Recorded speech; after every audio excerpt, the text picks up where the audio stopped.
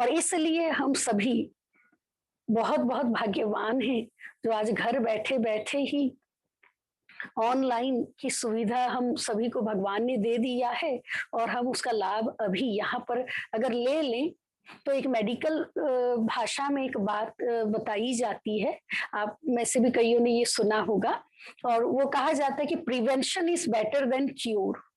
या आप बीमार पड़ जाएं और आप को दवाई दी जाए, दवाई के लिए खर्चा भी हम करते हैं लेकिन उसका तकलीफ भी झेलते हैं और फिर कितना समय तक उसका दर्द या उस तकलीफ की वजह से हमारा समय शक्ति भी जाता है और बहुत मेहनत करनी पड़ती है। हमें खुद को भी बहुत सारी बातों को देखना पड़ता है और हमारे परिवार वालों को भी कई प्रकार की मेहनत, कई प्रकार की परेशानियों का सामना करना पड़ता है।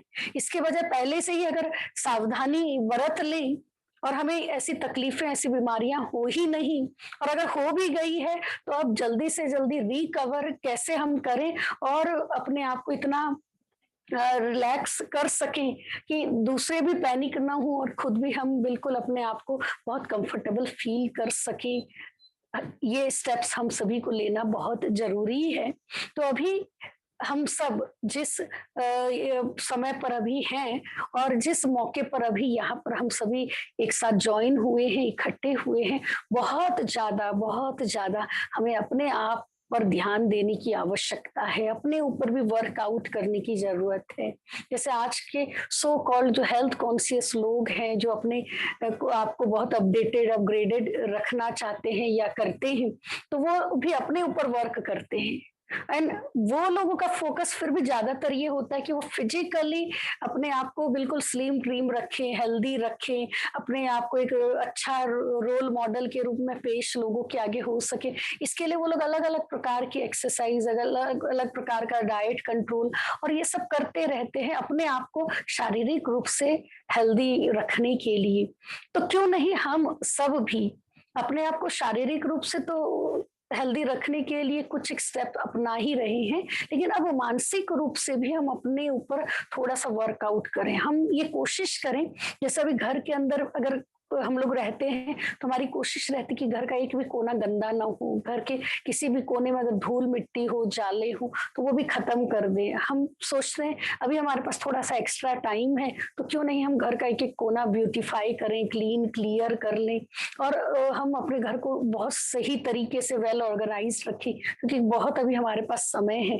तो वैसे ही जितना ही हम कॉन्शियस अपने घर को ठीक रखने में, अपने परिवार के एक एक सदस्य को भी टाइम हम दे रहे हैं और उनके साथ भी हम अपने रिलेशंस को, हम अपने रिश्तों को बहुत मधुर बनाएं, उनके भी स्वभाव को समझते हुए कैसे मुझे फ्लेक्सिबल रहना है। जैसे आज अगर हमारे पास बहुत अच्छी एक कंपनी की गाड़ी हो ना, तो हमें रहता है कि गाड़ी जल्दी से ना खटारा ना हो, जल्दी से खराब ना हो। उस नई गाड़ी का हम बहुत टेक केयर करते हैं। उस गाड़ी के लिए जो भी सर्विसिंग की सुविधा है या जो भी उसको संभालने की अलग अलग विधि है, उस पर हम ध्यान देते हैं कि इस गाड़ी में खरोच ना है।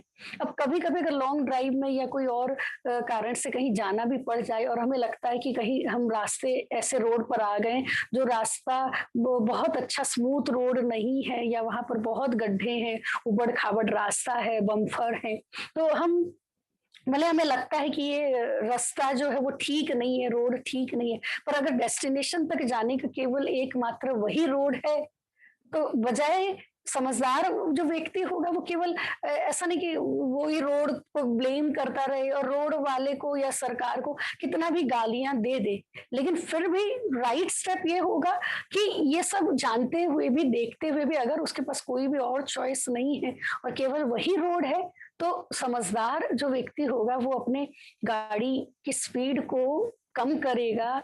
वो ये भी सोचने की कोशिश करेगा कि कोई और अल्टरनेट रोड हो, रास्ता हो तो वहां जाने का, या गाड़ी को कैसे कम स्पीड में रखते हुए, बचते हुए और बचाते हुए चले, ताकि उसके ऊपर बार बार उसको उसका उतार चढ़ाव का प्रभाव, उसके तकलीफ उसके गाड़ी में बैठने वालों को और खुद को ना हो।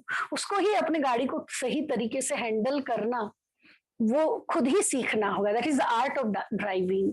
ऐसे ही हमें जीवन इस जीने की इस कला के अंदर, जहाँ हम कलयुगी दुनिया के उस समय पर खड़े हैं। कलयुगी दुनिया जहाँ हर एक का तन भी काला है, मन भी काला है, धन भी काला है, जहाँ हम देखते हैं कि हर एक के अंदर कोई ना कोई प्रकार का करप्शन, कोई ना कोई प्रकार के वस्तुओं में एडल्ट्रेशन यानी मिलावट है, भ्रष्टाचार है, क्योंकि कर्म का ज्ञान आज प्राय लुप्त हो गया है। जैसे कल हमने समय की गुह्य गति को समझा, काल चक्र के बारे में सुना, आज हम कर्मों की गुह्य गति के बारे में सुनेंगे। वो भी बहुत ही गुह्य है, यानी बहुत ही गहरा है। और एक बार अगर हमने इस कर्म की फिलोसफी को समझ लिया तो कभी भी हम धर्म भ्रष्ट और कर्म भ्रष्ट नहीं हो सकते हैं। आज हम सभी देखते हैं कि एक ही समय पर, एक ही दिन में, एक ही उसी समय पर पूरी दुनिया के अंदर कितने बच्चे पैदा होते हैं, लेकिन एक बच्चे का हम जन्म देखते हैं golden spoon in the mouth, यानी वो बहुत अमीर घर में पैदा होता है, जहां पर वो हाथ पे ही होता है, जहां पर उसको कोई भी कमी नहीं रहती है, और एक बच्चे को दूध भी नसीब नहीं होता है। एक बच्चा अभी जन्म भी नहीं हुआ पर जन्म से ही उसके हृदय में जो है वो होल है, या उसको तकलीफ है, या जन्म होती है उसका ऑपरेशन करना पड़ रहा है। और एक बच्चा है जो बिल्कुल हंसता खेलता पैदा होता है और हेल्दी होता है, और बचपन से लेकर के बड़े होने तक उसके रस्से में फूल ही फूल होते हैं, यानी वो कई प्रकार की प्राप्तियों से भरपूर रहता है, उसका सुखद जीवन होता है, खुशनुमा जीवन होता है। और दूसरे बच्चे को हम देखते हैं कि जहाँ खेलना कूदना, माता पिता का प्यार पाना और पढ़ाई करना ये भी नसीब नहीं है उसे, बल्कि पूरे समाज के अंदर, परिवार के अंदर कहीं ना कहीं प्रताड़ना, कहीं ना कहीं अपमान, कहीं ना कहीं तिरस्कार, कहीं ना कहीं नफरत, घृणा उसके नसीब में होता है, और मांग मांग करके अपना जीवन गुजारना पड़ता है, और तब भी कई बार उसके नसीब में भोजन नहीं होता है। और खेलना और एंजॉय करना और पढ़ाई तो बहुत ही दूर की बात है, उसे माता पिता का प्रेम का सुख, परिवार का सुख भी नहीं मिल पाता है। तो ये सब कुछ कर्म की फिलॉसफी है, कर्म का आधार है, जो केवल इस जन्म का नहीं, लेकिन पिछले जन्मों के भी कर्म के आधार पर हमारा जन्म होता है। परमात्मा तो पिता, हम सभी का पिता है, वो तो हम सभी को के लिए हम उनके बच्चे हैं, तो वो कभी हमारे लिए मतभेद नहीं करता है, वो हमें मदद करता है। अगर हम श्रेष्ठ कर्म करते हैं, सुखदायी कर्म करते हैं, तो वो हमें सुखदायी कर्म करने के लिए प्रेरित करते हैं, शिक्षा देते हैं, कई बार मदद भी देते हैं, सहयोग भी देते हैं, पर तब जब हम अपने अंदर हिम्मत बना करके रखते हैं। लेकिन ऐसा नहीं है जो हमने आज तक सुना है, या हमें लगा कि हर जो हम जीवन में दुख पाते हैं या नुकसान होता है तो वो भी भगवान देते हैं। कोई कोई ऐसा भी भगवान के लिए, परमात्मा के लिए सोचते हैं कि दुख भी वही देते हैं, सुख भी वही देते हैं, वही नैया पार भी लगाते हैं और वही नैया डुबो भी देते हैं, सब कुछ भगवान की मर्जी से होता है। नहीं, भगवान की मर्जी कभी भी ये नहीं होगा कि हम बस अपने बच्चों को दुखी करें, हम अपने बच्चों को परेशान करें। आप ही सोचिए, आप खुद भी माँ हैं, खुद भी अगर पिता हैं, तो कभी क्या आप अपने बच्चे को दुख देना चाहेंगे? क्या आप अपने बच्चों को कभी नुकसान में रखना चाहेंगे?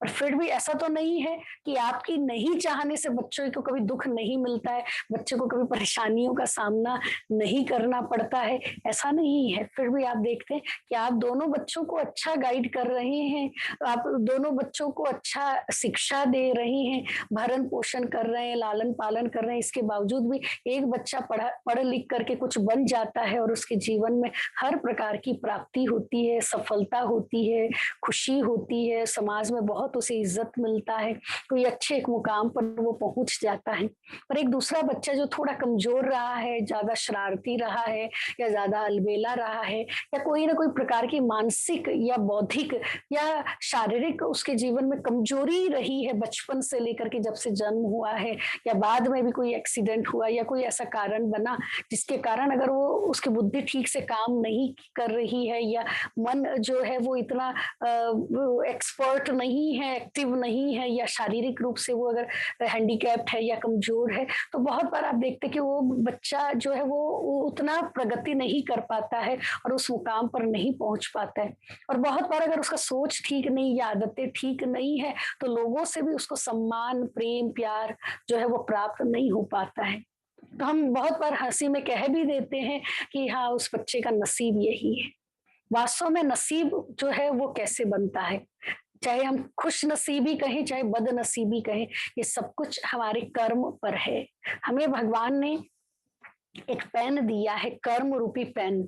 उस पेन के द्वारा हम अपने जीवन रूपी कागज के अंदर जो लिखेंगे, जैसा लिखेंगे, जितना लिखेंगे, वही जो है लिखा जाएगा और वही हम पाएंगे। कर्म जो करेंगे वही पाएंगे, जैसा करेंगे वैसा पाएंगे और जितना करेंगे उतना ही पाएंगे। इसलिए बहुत ज्यादा हमें ये ध्यान देने की आवश्यकता है कि हमारे कर्म किस प्रकार से हो रहे हैं। खैर, अभी फिलहाल तो हम सबका कर्म तो बहुत अच्छा ही होगा, पुण्य कर्म होगा। इस जन्म के भी होंगे कोई अच्छा कर्म और पिछले जन्म में भी कोई हमने ऐसा श्रेष्ठ जरूर कर्म किया होगा जो भगवान ने हमें चुना और भगवान की नजर हमें पड़ी, हम पर पड़ी, और वो आज हम सबको सेलेक्ट करके अपने ज्ञान सुना सुना करके हम सबकी अभी बैटरी चार्ज कर रहे हैं और जीवन को एक सही दिशा देने के लिए एक अच्छा संग, एक अच्छा वातावरण की ओर हम सभी को अब भेज रहे हैं। इसलिए इस फॉर्च्यून का फायदा, इस गोल्डन चांस का फायदा हमें किसी भी कीमत में नहीं छोड़ना है। इसका हम जितना लाभ ले सकते हैं हम जरूर लें। 3 प्रकार के प्राय हमारे द्वारा कर्म होते हैं। एक कर्म होता है जिसे हम कहते हैं श्रेष्ठ कर्म, जिसे हम कह सकते हैं सुकर्म, यानी पुण्य कर्म। जब हम परमात्मा की याद में कोई भी प्रकार का कर्म करते हैं, आत्मिक स्मृति में रह करके कोई भी प्रकार का कर्म करते हैं जिससे हमें सुख मिलता है या हमारे संपर्क में आने वाले किसी भी व्यक्ति को सुख मिलता है, खुशी मिलती है, हमारे अंदर की शक्ति बढ़ती है या किसी और की शक्ति या यानी उमंग उत्साह बढ़ता है, तो उसे हम कहते हैं सुकर्म। इस समय पर जब हमें आध्यात्मिक ज्ञान मिलता है, राज्यों का हम अभ्यास करते हैं, तो हमारे धीरे धीरे पर्सनालिटी में, जीवन में सुकर्म करने की यानी सत्कर्म करने की, पुण्य कर्म करने की शक्ति जो है वो बढ़ती जाती है और उसी का ही फल, वो दुआओं का फल और वो सुकर्म का फल इस जन्म में प्लस आगे के 2 युगों तक, सतयुग और त्रेता युग तक उस सुकर्म का फल हमें मिलता ही रहता है। परमात्मा जो हमारा पिता है वो अपना पूरा संपत्ति, सुख है, शांति है, प्रेम है, आनंद है, यानी health, wealth and happiness. Health यानी स्वास्थ्य, अच्छा स्वास्थ्य, वेल्थ यानी धन और हैप्पीनेस यानी खुशी, हमें 2 युगों तक, सतयुग और त्रेता युग तक, ये परमात्मा की दी हुई विरासत, संपत्ति, प्रॉपर्टी हमें मिलता है जब इस समय पर हम वही परमात्मा की मदद लेते हुए आत्मिक स्थिति में रह करके कर्म करते हैं। दूसरा, हम जो आज तक कर्म करते रहे हैं, जाने अनजाने भी किए हैं, लेकिन इस कलयुगी दुनिया का प्रभाव कहो, विकारों का प्रभाव कहो, देह अभिमान कहो, उसके वश होकर के जो कर्म किया जिसमें कोई ना कोई प्रकार का विकारों का समावेश हुआ, काम, क्रोध, लोभ, मोह, अहंकार, ईर्ष्या, द्वेष, जहां पर कहीं ना कहीं हमारी एनर्जी जो है वो टोटल खत्म हो गई, हमारे जीवन में दुख, शांति जो है वो पनपने लगा, तो वो हुआ विकर्म। जहां पर हमने पिछले 2 युगों से, द्वापर युग और अभी इस समय पर कलयुग है, पिछले कई जन्मों से, 63 जन्मों से हम विकर्म ही कर रहे हैं और उसी का ही फल, पाप कर्म का फल हमारे जीवन में इस समय पर, कई हम ऐसे भी कर्म करते हैं जो गलत कर्म हैं, कई हमारी आदतें ऐसी भी है जो दुखद आदतें हैं, जो हम चाहते तो नहीं है पर फिर भी कहीं कहीं पर हम कहते हैं कि क्या करें, हम अपने आदत से मजबूर हैं। हम चाहते हैं कि हम अच्छे कर्म करें, फिर भी न चाहते हुए भी हमसे बुरे कर्म हो ही जाता है। जैसे मान लीजिए, गुस्सा कौन करना चाहता है, झूठ कौन बोलना चाहता है, किसी के साथ कोई नफरत या घृणा कौन करना चाहता है? तो आप में से किसी को भी पूछेंगे तो आप देखेंगे कोई भी ये नहीं कहेगा कि मुझे झूठ बोलना अच्छा लगता है, और वो कभी भी ये भी नहीं चाहेगा कि सामने वाला व्यक्ति जिसको वो बहुत चाहता है वो उसको झूठ बोले। कोई हम पर क्रोध करे या हम किसी पर क्रोध करें, हम कभी भी नहीं चाहते। पर ये विकर्म हम क्यों कर रहे हैं? क्यों? क्योंकि ये कई जन्मों से हम ये विकारों के वश जब हो गए तो हमारे अंदर की एनर्जी खत्म हो जाने के कारण हम मजबूरी से, कभी कभी संग के प्रभाव में आकर के, कई बार अपनी आदतों से मजबूर होकर के वे विकर्म करते हैं। जब इस समय पर हमें ज्ञान मिल जाता है परमात्मा का, तब हम धीरे धीरे मेडिटेशन की मदद से और इस ज्ञान की मदद से जब अपने आदतों को, अपने संस्कारों को बदलते हैं, और तथा जब हम मेडिटेशन का अभ्यास करते हैं तो हमारे कई जन्मों के किए गए ये पाप कर्म कहो, विकर्म कहो, वो भी विनाश होते हैं और हम आत्माएं तमो प्रधान से सतो प्रधान बनते हैं। तमो प्रधान माना, तम माना है अंधकार। तो जब हमारे जीवन में अज्ञानता का अंधकार, विकारों का तम, अंधेरा हो जाता है, तब हम आत्माएं जो बिल्कुल 100% प्योर हो जाती हैं, तब हम कहेंगे तमो प्रधान। फिर धीरे धीरे जब हम हमारे अंदर की ये बुराइयां, कमजोरियां कम होने लगती है, तो तमो प्रधान से ऊपर का एक स्टेज आता है जिसको हम कहते हैं रजो प्रधान। पहले हम 100% इम्प्योर है, फिर हम 75% इम्प्योर है, 25% हमारे अंदर फिर प्योरिटी आ जाती है। फिर उस रजो प्रधान से फिर धीरे धीरे हमारी जब थोड़ी और स्थिति अच्छी होती जाती है, हम 50% प्योर हो जाते, प्यूरिफाई हमारी आत्मा हो जाती है, हम आत्माएं पावन हो जाती हैं, तब हम कहेंगे हम आत्माएं सतो बन जाती हैं।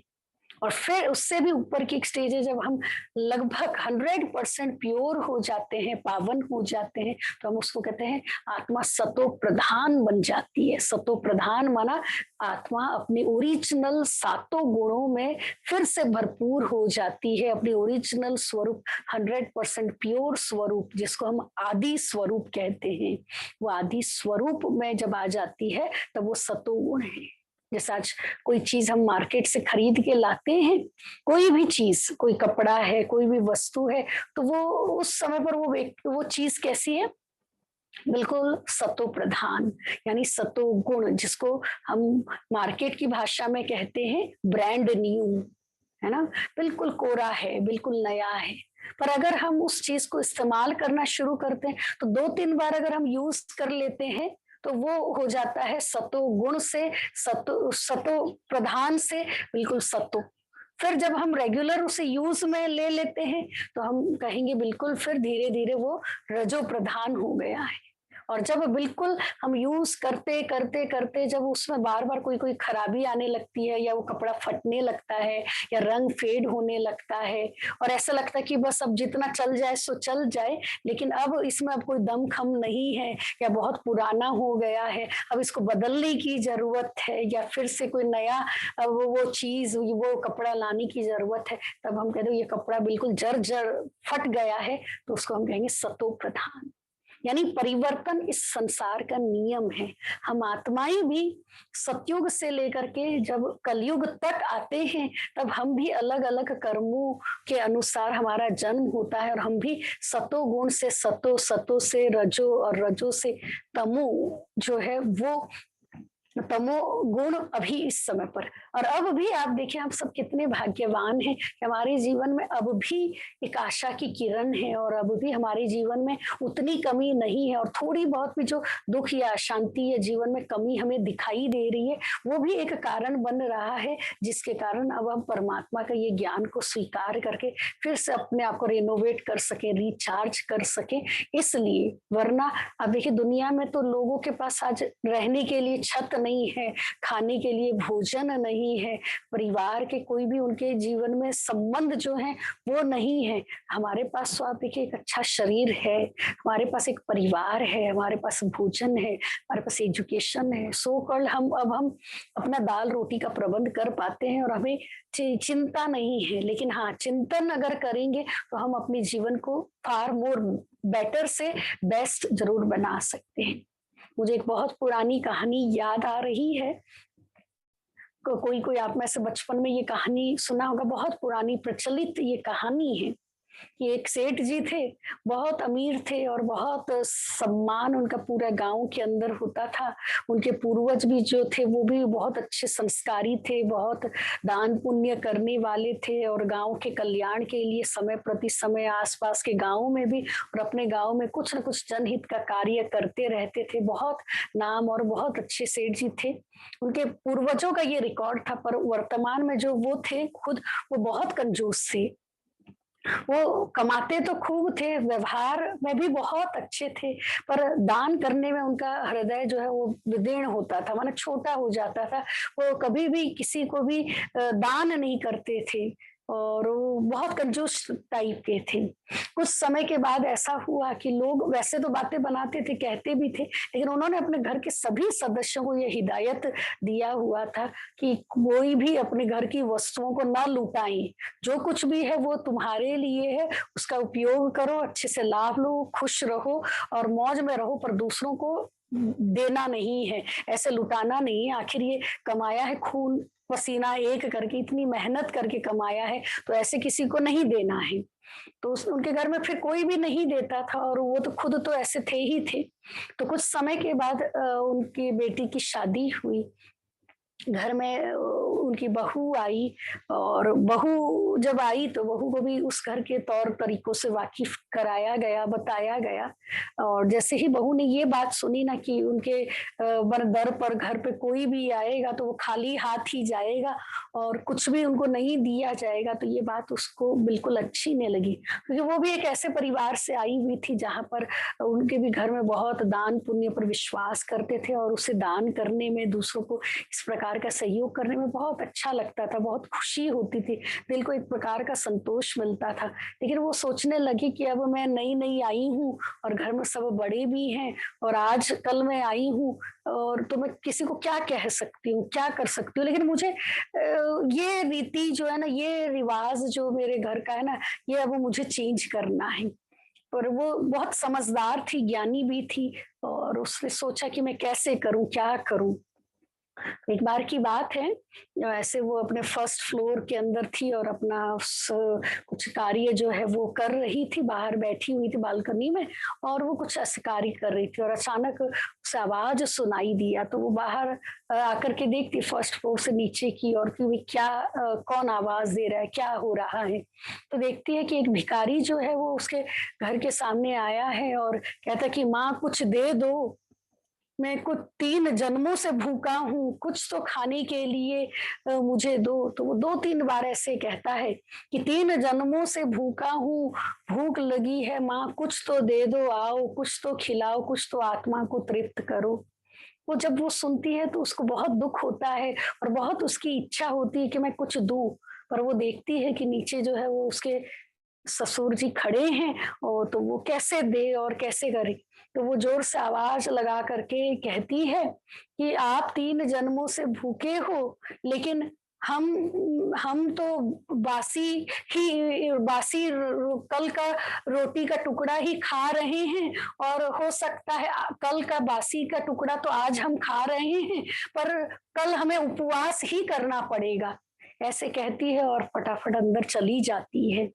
और जैसे ही नीचे खड़े उसके फादर इन लॉ ये बात सुनते हैं, तो उन्हें तो बहुत ही खराब लगता है कि अरे ये भिखारी तो अब हर घर में जाएगा, दर-दर जाएगा और अगर इसने ये बात हमारी घर की, ये ऐसी बात जो मेरी बहू ने बोला अगर बोल देगी, तो मेरी तो पूरे गाँव के अंदर मेरी इज़्ज़त ही चली जाएगी।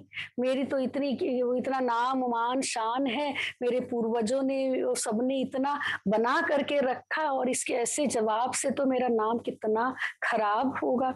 बहुत नाराज़ हो जाता है, कहता है कि मैं तो अपनी बहू को एक से एक बढ़िया चीज़ ला करके देता हूँ, घर में कोई भी प्रकार की कमी नहीं है और इतना एक से एक बढ़ कर के व्यंजन बनवाता हूँ, खिलाता हूँ, क्योंकि इकलौती बहू है। और इसके जीवन में मैंने क्या कमी रखी? इतना अच्छा जब मैं खिला रहा हूँ, चीज़ दे रहा हूँ, तो इसने तो द 2 दिन यहाँ इस घर में शादी करके आए हुए नहीं हुआ है और आज वो ऐसा बोलने लगी है कि बासी रोटी का टुकड़ा खाती हूँ और कल उपवास करेंगे। माने इतना जीवन में मैंने कमी तो नहीं रखा है। तो उसे ये बात बहुत अखरता है और बहुत बुरा लगता है और वो तुरंत बहू के पिता को फ़ोन करते हैं, बुलवाते हैं और कहते कि अपनी बेटी को जो है वो ले जाओ। बे बे बहू के पिता जो हैं वो बार-बार उनसे पूछते हैं कि भई क्या बात हुई है? हमारी बेटी ने ऐसा क्या कर दिया? हमारी बेटी की तो आदत ऐसी कुछ है नहीं, ऐसे कोई संस्कार नहीं है और वो तो बहुत अच्छी है और क्या ऐसा कर दिया जो आप इतने रूठ गए हैं, नाराज़ हो गए हैं और उसे आप बाहर कर रहे हैं। बहुत वो अपने आप को बहुत कंट्रोल करने की कोशिश करते हैं और फिर वो घर के जो दोनों परिवारों के पक्षों के बड़े-बुजुर्गों को उनको सबको बुलाया जाता है।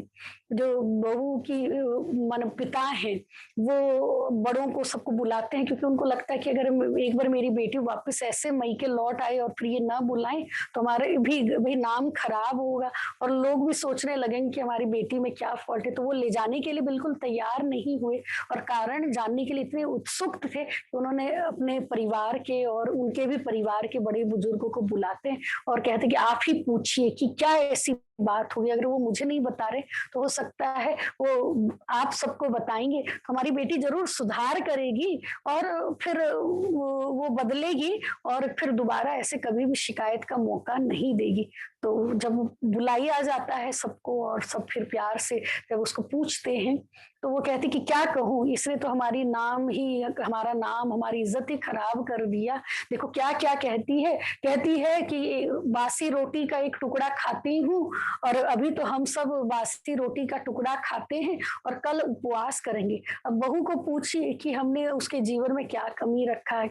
एक से एक तो कितना व्यंजन खिलाते, एक से एक बढ़िया चीज़ देते हैं और अभी तो शादी का माहौल भी अभी तो जस्ट पूरा हुआ है, तो वैसे ही घर में कोई मिठाइयों की और व्यंजनों की और इन चीज़ों की कमी भी नहीं है। पर आप देखो बाहर के व्यक्ति के आगे वो किस प्रकार से बोलती है, तो मुझे तो ये बात बिल्कुल अच्छी नहीं लगी। तो मैंने सोचा बात और आगे बढ़े और चीज़ें और खराब हो इससे अच्छा इसको रवाना कर दूँ इसलिए ये बोला। तो सभी उसकी ओर देखने लगते हैं क्योंकि परिवार के सभी लोगों को पता होता है कि ये जो लड़की आई है बहू के रूप में ये बहुत विद्वान है और बहुत समझदार है। वो एक ऐसे परिवार के अंदर है जहाँ पर वो परिवार को बनाने वाली है और आगे बढ़ाने वाली है और जहाँ-जहाँ भी ये अपने परिवार के बीच में रिश्तेदारों के बीच में गई है उस घर में समृद्धि ही हुई है और अचानक ये शादी के बाद ये कैसे इस प्रकार की बात इसके आगे आई इसलिए सभी सहयोग देने के लिए तो आतुर थे और सब जब बिल्कुल जिज्ञासा वाली नज़र से उसकी ओर देखने लगे, ये पूछने लगे कि भई ये क्या जवाब है और ये तुम क्या कहना चाहती हो, क्या बताना चाहती हो? तो बहू जो है वो मुस्कुरा करके कहती है कि मेरा तो सिंपल सा एक भाव था, सिंपल सा अर्थ था जो मैं बताना चाहती हूँ। फिर मतलब पिताजी जो निर्णय लेंगे वो मैं उससे सहमत हूँ और मैं मानने के लिए तैयार हूँ, लेकिन मुझे एक ही बात कहनी है। तो पूछते हैं कि क्या है? तो कहा कि मैंने ये कहा जब वो भीख माँगने के लिए आया था भिखारी और उसने ये कहा कि मैं 3 जन्मों का भूखा हूँ। तो मुझे लगा कि ये 3 जन्मों का भूखा कैसे है? तो मुझे लगा कि हो सकता है पिछले जन्म में भी ये भिखारी रहा होगा, गरीब रहा होगा, भिखारी रहा होगा, इसलिए पिछले जन्म में इसको खाने को कुछ नहीं मिला और ज़्यादा कुछ खाने को नहीं मिला, खुद के ही खाने के लिए नहीं था, तो दूसरों को भी कोई भी प्रकार का उसने दान नहीं किया होगा, कुछ दिया ही नहीं होगा, तो इसको इस जन्म में तो क्या मिलेगा? इसलिए ये इस जन्म में भी भिखारी बना। और अभी भी ये भीख ही माँग रहा है, दूसरों से माँग रहा है और अभी भी ये कुछ भी नहीं दे पाएगा। तो जब अगले अभी भी कुछ नहीं दे पाएगा और अभी भी केवल माँगता रहेगा तो अगले जन्म में भी क्या बनेगा? फिर से ये भिखारी बनेगा, तब भी फिर भूखा रहेगा। इसलिए इसकी तो ये बात राइट है कि ये 3 जन्मों का भूखा है क्योंकि पहले भी कुछ किया नहीं तो अभी मिला नहीं और अभी भी कुछ नहीं कर पा रहा है, ना कर पाएगा, तो आगे भी कुछ नहीं मिलेगा इसलिए भूखा है। लेकिन यहाँ पर जब मैं अपने आप को देखती हूँ और इस परिवार को देखती हूँ, तो यहाँ पर आप देखिए हमारे पास भगवान ने और ससुर जी ने विशेष रूप से कितना धन-धान्य से इस घर को संपन्न किया है और हमारे जीवन में कोई भी प्रकार की कमी नहीं रखी है। कितना हमें हर प्रकार का वैभव, वस्तुओं का सुख मिल रहा है, धन-धान्य कितना भरपूर है। यानी पिछले जन्म में ज़रूर हम सबने कुछ न कुछ ऐसा दान किया है, अच्छा कर्म किया है, धन दान, वस्त्र दान कितने सब कुछ किया होगा तो उसी का ही फल अभी हमें मिल रहा है। इसलिए मैंने कहा कि बासी रोटी का टुकड़ा खा रहे हैं। मना किया है तभी खा रहे हैं। लेकिन आज जब हमारे जीवन में भगवान ने कोई भी प्रकार की कमी नहीं रखी है, सब कुछ भरपूर है, पर्याप्त मात्रा में है कि हम खुद तो खा ही रहे हैं, हम दूसरों को भी दे सकते हैं। तो अभी जब जरूरतमंद हमारे घर के आगे आ रहे हैं और तो हम दे सकते हैं, तो अभी तो हम कुछ दे ही नहीं रहे हैं, तो फिर कल हमको क्या मिलेगा? तो नेचुरली कल हमें उपवास ही करना पड़ेगा, यानी कल भूखा ही रहना पड़ेगा। इसीलिए मैंने ये कहा था कि भाई बासी खा रहे हैं और कल हमें भूखे रहना पड़ेगा, यानी उपवास करना पड़ेगा, इसलिए मैंने ऐसे बोला। और जैसे ही ये उत्तर वो सेठ जी सुनते हैं, वो मन ही मन बहुत अपने आप को लज्जित फील करते हैं, बहुत ही एम्ब्रेस्ड फील करते हैं और उन्हें बात समझ में आ जाता है। और उसी समय से उनके जीवन में एक बदलाव आता है, एक संकल्प वो करते हैं कि आज के बाद दोबारा मेरे घर में अब ऐसी प्रथा नहीं होगी, और वो सुपात्र को दान देने के लिए अपने आप को तैयार कर लेते हैं। और एक परंपरा, एक प्रथा घर के अंदर चल जाता है कि उनके घर में जो भी आएगा, अगर पात्र के बारे में पता नहीं है तो जरूर भोजन खिला करके भेजेंगे, लेकिन अगर वो व्यक्ति को परख लेते हैं और अगर व्यक्ति सुपात्र होगा तो उसको किसी न किसी तरह से धन का दान करके या कोई ना कोई प्रकार का सहयोग या मदद करके उसके जीवन को भी बेहतर बनाने में और परिवार को संभालने के लायक करने में वो अपना धन, अपना समय, अपनी शक्ति का सहयोग जरूर देंगे। तो यानी कर्म का फल ऐसा है कि पाप क्या है और पुण्य क्या है।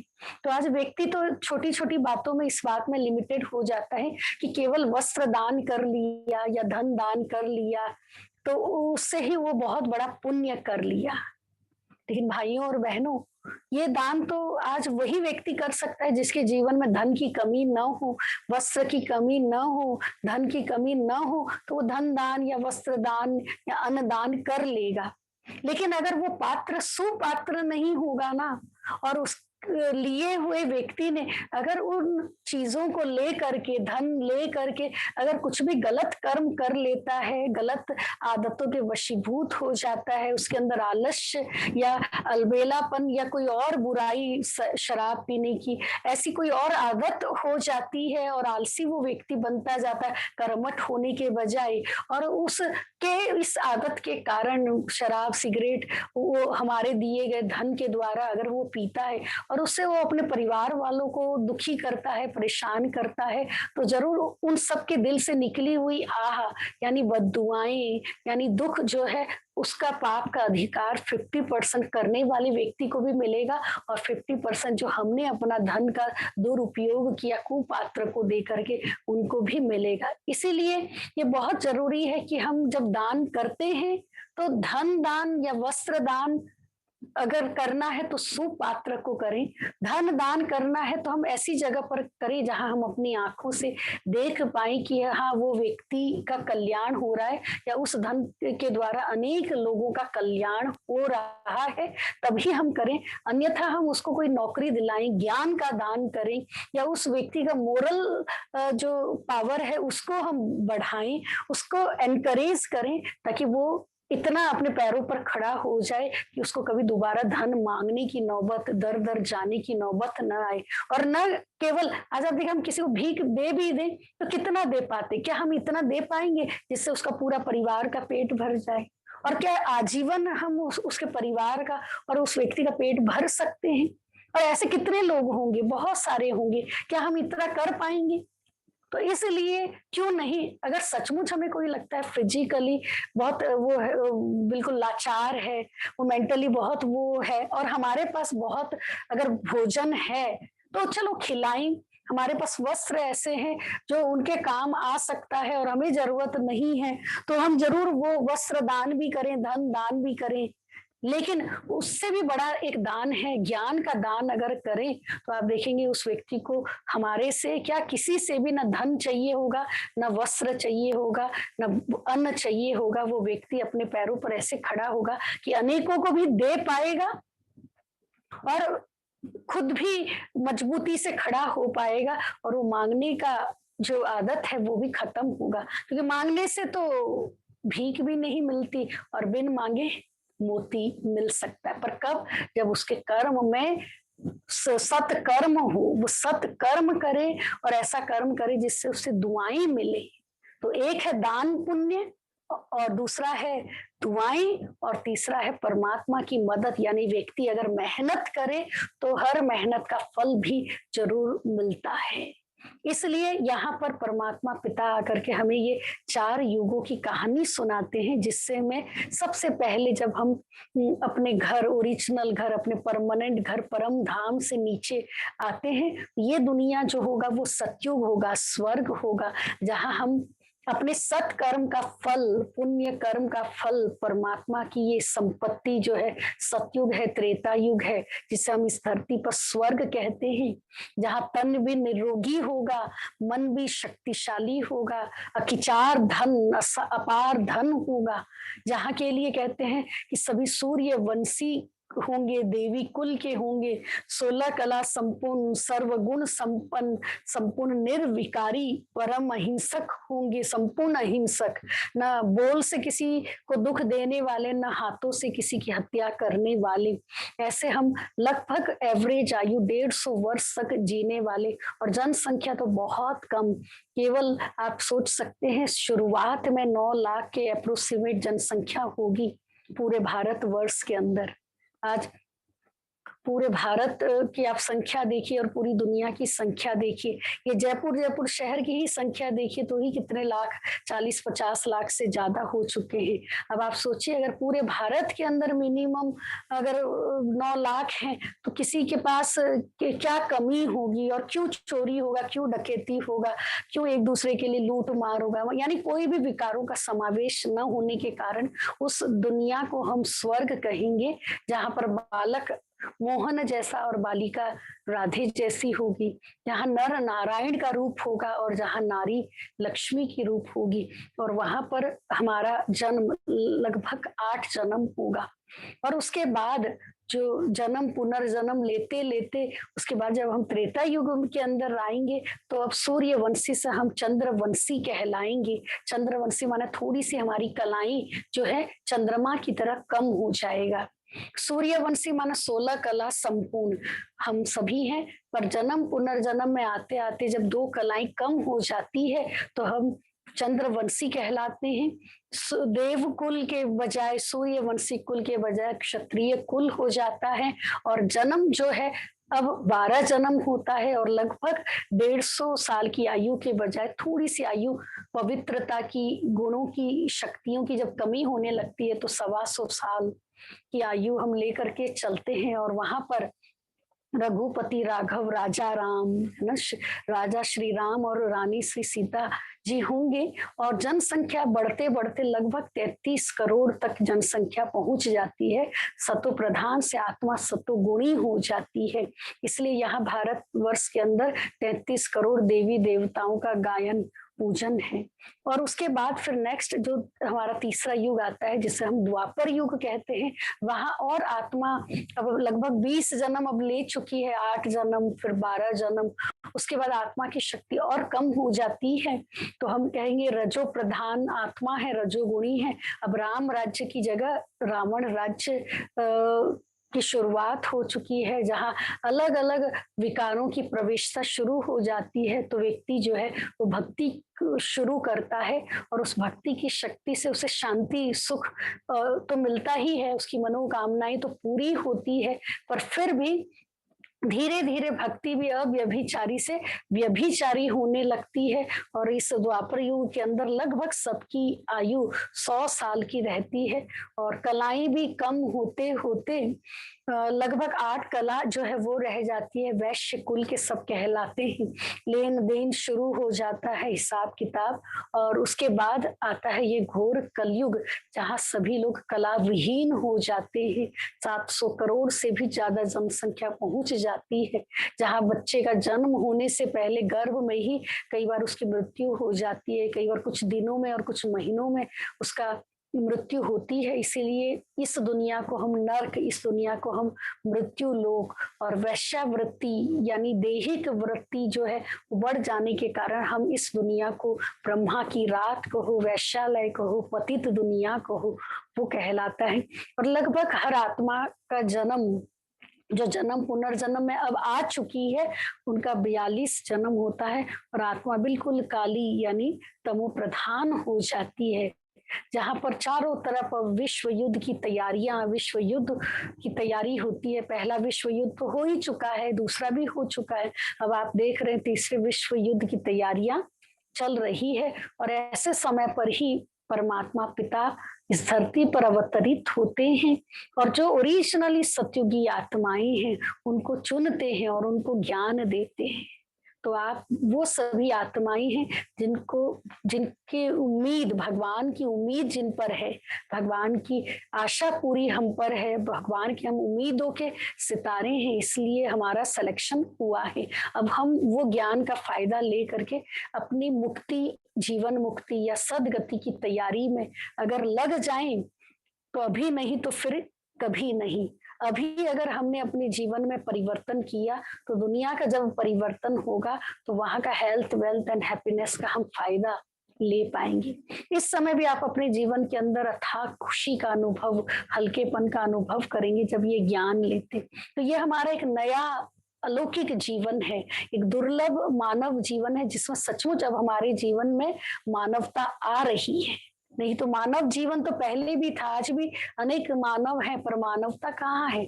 आज तो लोग पशु तुल्य जीवन, राक्षस तुल्य जीवन जी रहे हैं। पशु से भी कई बार बदतर उनका लाइफस्टाइल हो चुका है। तो ऐसे समय पर हमें जब परमात्मा पिता चुनते हैं तो हम अपने अंदर की कलयुग की जो बुराइयां हैं, प्रभाव है, उसको खत्म करते हैं और आने वाला जो समय जिसको हम सतयुग कहते हैं, उस सतयुगी दुनिया की सात्विकता को अपने जीवन में अपनाते हैं। इसलिए ये कलयुग और सतयुग का संगम है। हमारे अंदर भी ये संगम है जहाँ धीरे धीरे हमें कलयुग के कालेपन को छोड़ना है और सतयुग की सात्विकता को, सतयुग के शक्तियों को, सात्विकता को अपने जीवन में अपनाना है। तो ये युग परिवर्तन का समय है। अब हमें इस युग के परिवर्तन के साथ साथ इस ईश्वरीय ज्ञान यज्ञ के अंदर अपनी बुराइयों को स्वाहा करना है। जितना इस यज्ञ के अंदर, माना यहाँ इस ज्ञान के अंदर हम अपनी बुराइयों को स्वाहा करेंगे, उतना हमें जल्दी से जल्दी सिद्धि मिलेगी, हमारे जीवन में निर्विघ्न बनेगा, सुख शांति से हम भरपूर होंगे। ये आपको जान करके बहुत खुशी होगी कि मानव मानव ही बनता है, पशु नहीं बनता है। पशु तुल्य उसके लाइफस्टाइल हो जाती है, उसका स्वभाव जरूर हो जाता है, लेकिन वो पशु नहीं बनता। अगर वो आज पशु बनता, बुरे कर्म का फल उसे पशु योनि प्राप्त होती। तो आज अधिकतर आप देखिए जो व्यक्ति है वो कौन से कर्म ज्यादा करता है, चाहे किसी के भी प्रभाव में आकर के। अब देखिए बुरे कर्म करने वाले लोग आज की दुनिया में ज्यादा हैं, अच्छे कर्म करने वाले लोग तो बहुत कम हैं। तो दिन प्रतिदिन पशुओं की जनसंख्या तो बढ़नी चाहिए, पर आप क्या देखते हैं, इतने प्रकार का सरकार ने वाइल्ड सेंचुरी, जू और अलग अलग फॉरेस्ट कंजर्वेशन का प्रोजेक्ट कर रहा है, इसके बावजूद भी पशुओं की जो जनसंख्या है वो कम होती जा रही है। कितने पशुओं के तो एग्जिस्टेंस ही खत्म हो चुका है लगभग। और आज इतने मानव में बर्थ कंट्रोल हो रहा है, इतनी फैमिली प्लानिंग का प्रोग्राम होता है, इसके बावजूद भी आप देखेंगे मानव की जनसंख्या दिन प्रतिदिन बढ़ती जा रही है। और अगर हमारे ही पुण्य कर्म का फल अगर हमें मानव जीवन मिल रहा है, तो एक मानव बिल्कुल हेल्दी है, एक मानव अपाहिज है, एक मानव अमीर घर में पैदा हो रहा है, एक गरीब घर में पैदा हो रहा है, तो ये किस कर्म का फल है? ये तो हरेक को फिर बिल्कुल सर्वगुण संपन्न और सारे धन धान्य से संपन्न घर में ही पैदा होना चाहिए, क्योंकि पुण्य कर्म का फल मिला है। लेकिन ये नहीं है वास्तव में। मानव मानव बनता है, मनुष्य आत्मा जब शरीर का त्याग करती है वापिस मानव ही बनती है। लेकिन हाँ, सत कर्म करती है, अच्छे कर्म करती है, तो उसके जीवन में दिव्यता आती है और वो देवता बन जाता है। और जब वो गलत कर्म करता है, विकर्म करता है, तो वो असुर जो है वो बन जाता है। मानव के अंदर जो मानवता खत्म हो जाती है तो आसुरियता जो है वो आ जाती है। इसलिए यहाँ परमात्मा पिता आकर के हम सबको ज्ञान देते हैं, क्योंकि अगर हम बदलेंगे तो दुनिया बदलेगी, हम बदलेंगे तो पशु भी बदल जाएंगे, हम बदलेंगे तो ये प्रकृति भी जो है वो भी सात्विक हो जाएगी। भगवान ने हम सब के अंदर इतनी शक्ति और इतनी सद्बुद्धि दी है तो क्यों नहीं हम अपनी इसी बुद्धि को सद्बुद्धि करते हुए उसका सदुपयोग करें। तो ये है हमारे 84 जन्मों की कहानी। जब हमारा उत्थान है तो भारत देश यानी पूरा विश्व जो है भारत का ही एक बहुत बड़ा वृहद का रूप होता है, इसलिए भारत का उत्थान होता है, उसकी चढ़ती कला होती है। हमारा ही जब पतन होता है तो इस पूरे विश्व का भी पतन होता है, यानी गिरती कला होती है। इसलिए अब हमें फिर से अपनी चढ़ती कला करनी है। ओम शांति। अभी अगर आप सभी तैयार हैं तो थोड़ा सा मेडिटेशन का अभ्यास करा दें। जहां भी बैठे हैं बिल्कुल सीधे होकर के बैठे।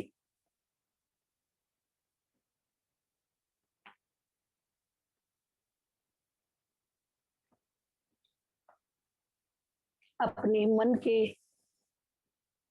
संकल्पों के द्वारा यात्रा की ओर आगे बढ़े। यात्रा की ओर जहाँ सूर्य की सूरत उगना हो, जहाँ मेरा मन शांत होगा, जीवन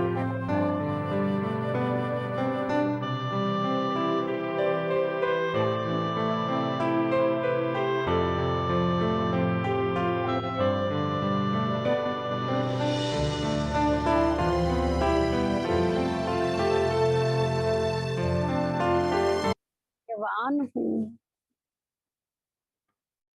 जो स्वयं भगवान सर्वशक्तिवान शिव बाबा ने मुझे चुना है। उन्होंने मुझे अपनाया है और अब मुझे लायक बना रहे हैं कि मैं ऐसी दुनिया में चल सकूं।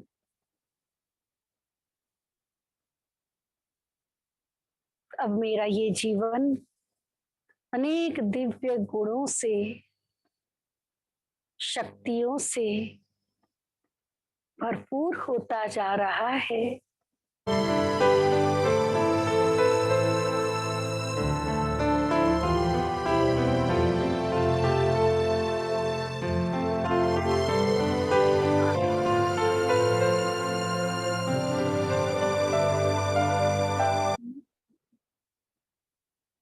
तैयारी में लग गई हूँ।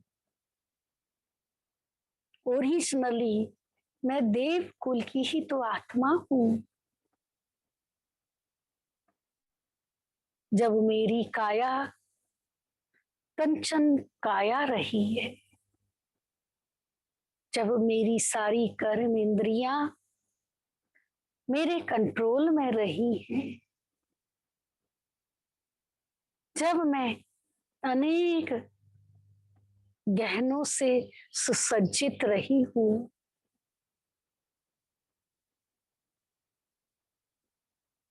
जिम्मेवारी का ताज सदा मेरे सिर पर चमकता रहा है।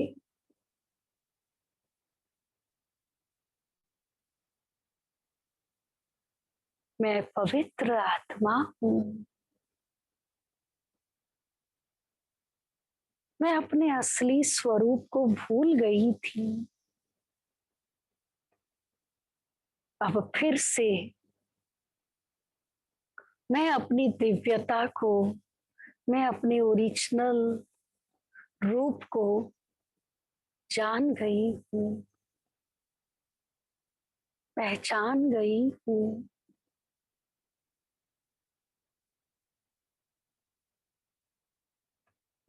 अब मुझे अपने इसी दिव्य स्वरूप, देवताई स्वरूप में रहना है। मुझे ये याद रखना है कि मैं नहीं करूंगी तो कौन करेगा। आखिर परमात्मा ने मेरे से इतना उम्मीद रखा है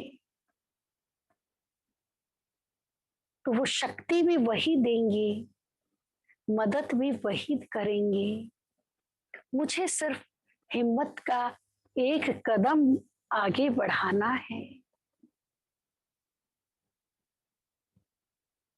हजार भुजाओं वाला, वरदानों वाला, शक्तियों वाला परमात्मा पिता स्वयं मेरे साथ है।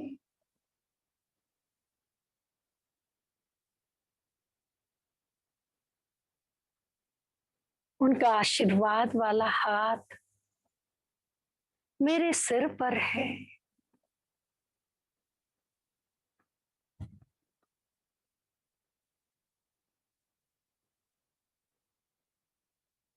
हाँ, मैं आत्मा उनके आशीर्वाद, उनके वरदानों तले बिल्कुल शक्तिशाली बनकर हूँ, सुरक्षित हूँ।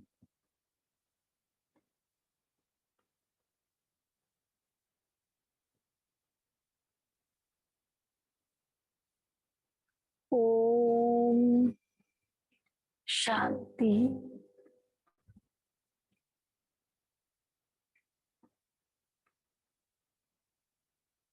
ओम शांति। ओम रिलैक्स। ओम शांति। अब आप सभी में से किसी को भी कोई मन में प्रश्न आता हो तो अनम्यूट अपने आप को करके पूछ सकते हैं, या चैट बॉक्स में अपना क्वेश्चन टाइप करके भेजें। कोई भी प्रश्न आता हो मन में तो जरूर पूछें। हमारे पास चैट बॉक्स में पिछले 2-3 दिन के अंदर एक रिक्वेस्ट ये सिर्फ आ रहा है कि जो क्लास अभी हम ले रहे हैं उसकी रिकॉर्डिंग चाहिए या नोट्स चाहिए, और मेडिटेशन की जो कमेंट्री कराते हैं उसकी भी रिकॉर्डिंग चाहिए। पानी मत डालो, भरत भैया ने मना करा। तो उसके लिए हमने ऐसा सोचा है, अभी वैसे रिकॉर्डिंग तो कर रहे हैं, तो उसका कोई एक लिंक बना करके फिर आप सबके पास में भेजेंगे। जिन्होंने भी अपना नाम और अपना व्हाट्सएप नंबर हमारे पास भेजा है, नाम, एज, व्यवसाय और व्हाट्सएप नंबर भेजा है, उनका हमने रजिस्ट्रेशन किया है सभी का। तो उन सभी को हम जैसे ही हमारा ये कोर्स का पूरा तैयार हो जाएगा रिकॉर्डिंग एडिटिंग करके, तो उसका एक लिंक बना करके फिर वो लिंक जो है वो आप सबको भेज देंगे। और ऐसे ही फिर वहाँ उस एक ग्रुप बनाएंगे, मेडिटेशन कोर्स का ग्रुप, और इसके अंतर्गत आप सभी को फिर समय प्रति समय जो भी यहाँ पर ब्रह्मा कुमारी सेंटर के अंदर विशेष रूप से जयपुर या वैशाली नगर की तरफ से ये कोर्स आयोजित हुआ है, तो इसकी यहाँ पर जो भी ऑनलाइन प्रोग्राम होगा या ऑफलाइन प्रोग्राम होगा, जैसी स्थिति, जैसी परिस्थिति, जैसा समय होगा, तो उसका ऑनलाइन या ऑफलाइन प्रोग्राम की पूरी जानकारी उसमें हम भेजते भी रहेंगे।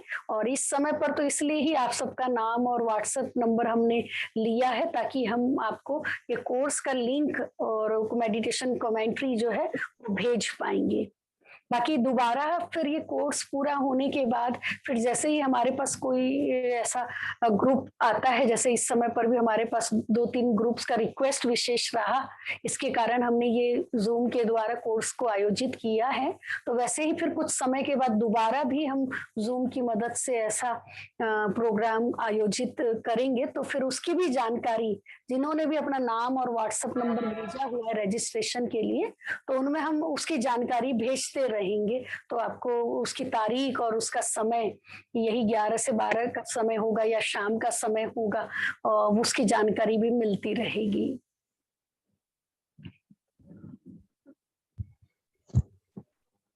तो कोई कोई प्रश्न पूछना चाहेंगे तो पूछिए।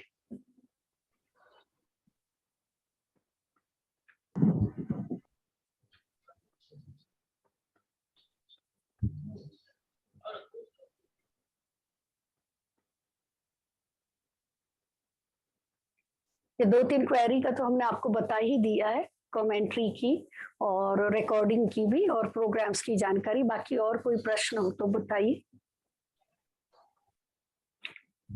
जो तो पानी है डाल दो। ओके, एंड फिर आप सभी का बहुत बहुत धन्यवाद। ओम शांति। ओम शांति।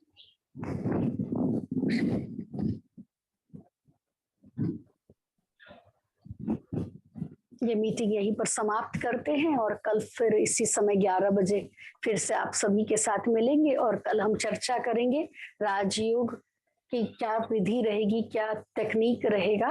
राजयोग का अभ्यास करते समय हमें कौन कौन सी बातों पर ध्यान देना है, कैसे राजयोग का अभ्यास करना है और राजयोग का अभ्यास करते समय हमें क्या क्या नियम या क्या लाइफस्टाइल होना चाहिए, उन सब के बारे में, दिनचर्या कैसा होना चाहिए और राजयोग से हमें क्या फायदा होता है, इसके बारे में हम कल चर्चा करेंगे। ओम शांति दीदी। ओम शांति। ओम शांति। दीदी मैं लता बोल रही हूँ। ओम शांति। ये बहन कोई क्वेश्चन पूछना चाहते हैं एक बार आपसे। हाँ पूछिए। जैसे मेरे बच्चे को गुस्सा बहुत ज्यादा आता है जी, तो जैसे गुस्सा शांत करें अपन में, ऐसा कोई ये भी बताइए। ऐसा है कि जो दवाई खाएगा ना उसको ही असर आएगा। अगर आप ये ज्ञान की दवाई खा रहे हैं तो आपका ही क्रोध शांत होगा। अब बच्चे को गुस्सा आ रहा है तो बच्चे को भी ज्ञान की दवाई खानी पड़ेगी।